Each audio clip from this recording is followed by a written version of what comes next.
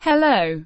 In this short video, I will explain how the 12 steps contradict the Lord's Prayer, the Serenity Prayer, and Step 7, with a brief note on insanity. Step 11 of Alcoholics Anonymous and Al-Anon are the same, which states, quote, "sought through prayer and meditation to improve our conscious contact with God as we understood Him, praying only for knowledge of His will for us and the power to carry that out," unquote. The last part, praying only for knowledge of His will for us, etc., is supported by Step 3, which is, quote, made a decision to turn our will and our lives over to the care of God as we understood Him, unquote. Now, because Step 11 states that members only pray for knowledge of His will and the power to carry that out, one could expect members to not pray for other things. But that is not the case.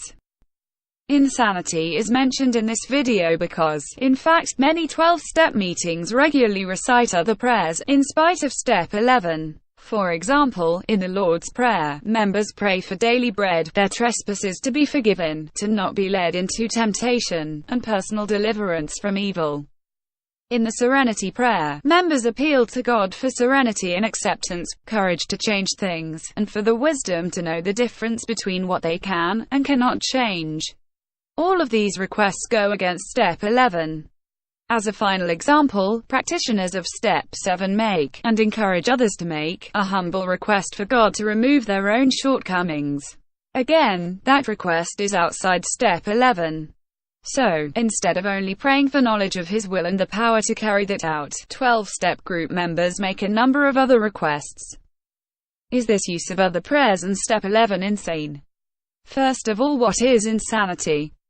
Other people, along with members in AA and Al-Anon, have said that insanity is doing the same thing over and over again but expecting a different result.